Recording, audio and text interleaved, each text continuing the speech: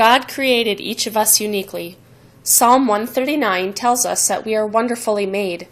I knew this, but never fully accepted it, especially the wonderfully made part. I had my faults, my flaws. I had areas of improvement where I felt I could really grow. My perspective changed when I took the StrengthsFinder assessment in the spring of 2011. The StrengthsFinder assessment seeks to identify your top 5 themes of talent out of a possible 34. Initially, this online assessment didn't reveal anything new to me, but it opened up a whole new lens from which to view myself and others. StrengthsFinder is rooted in positive psychology, the school of thought that studies what is right with people versus what is wrong. There is more to be learned by studying our strengths versus our weaknesses. This idea is so countercultural that it is difficult for many to accept. Focusing on our strengths instead of spending our time fixing our weaknesses is a huge paradigm shift to the way most of us have been taught to think about ourselves. We may have been told in the past that we had areas of growth or areas of opportunity, when we really knew that these were just polite ways of labeling our areas of weakness. I bought into this pattern of thought too. Let me give you an example. When I was young, I loved to talk. Okay, I'll admit it, I still love to talk.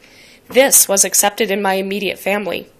When I started school, though, I learned that school was a place geared more towards listening than speaking. As I progressed through the grades, I slowly learned to squelch my tendency to talk. This always felt unnatural, and I started to think that maybe I did talk too much, and I should really curb my words. So I did for many years growing up. I got used to it, but it still didn't feel right. Now fast forward into adulthood when I was introduced to the StrengthsFinder assessment. My top 5 themes identified were harmony, consistency, responsibility, communication, and woo. Upon completion of the assessment, you are given a printout with each theme defined. After I read through each description, I had an aha moment. Actually, lots of them. The one that struck me the most was the communication theme. There it was. It made so much sense. Of course I loved words and expressing myself. Of course I loved to tell stories. Of course I was a communicator. I began to realize that my affinity for words was not something inherently wrong with me, or something that only had a valid place on the speech team, but was actually a possible area of strength. For the first time in my life, I felt validated. Now when someone tells me that they noticed I love to talk, I proudly state, yes, that is my communication theme at work. Thanks for noticing. I no longer have to apologize for something I thought was a shortcoming. Applying this positive thinking to my spiritual life, I began to see myself and others as our Heavenly Father sees us, wonderfully made. In the first chapter of the book of Genesis, it states that God saw all that He had made, and indeed it was very good. God always sees the good in each of us. What an example to emulate. StrengthsFinder has given me the language to not only express my talents in a positive light, but to better understand and appreciate another's talents. Each of us has been given gifts to nurture and share. It may be easier to see where others are thriving, especially in those areas where we do not. The difficulty arises in accepting and affirming our own giftedness. Some may view such acceptance and affirmation as conceitedness or arrogance.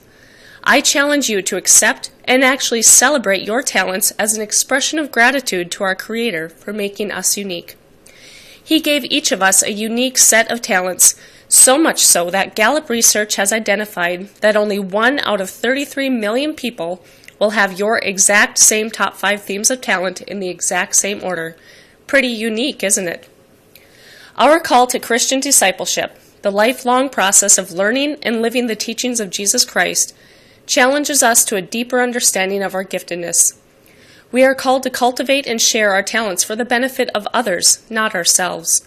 This practice of cultivating and sharing is our life's work. That is what strengths development is all about. It's not a project, but a process. Our themes of talent, when multiplied by our investment of learning and time spent in practice, are what yield true strengths. The journey begins with strengths exploration. The Living Your Strengths program is a starting point. These sessions help unpack our themes of talent and more deeply explore how we can develop our talents into strengths, but more importantly, how to put them into practice.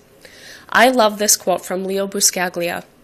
Your talent is God's gift to you. What you do with it is your gift to God. StrengthsFinder gives us a language to identify and understand our talents, but the next step is up to us. Do we allow ourselves the permission to see ourselves and others as God does? Or do we choose to ignore all that is good within us and others? God doesn't expect us to have certain talents in order to serve others.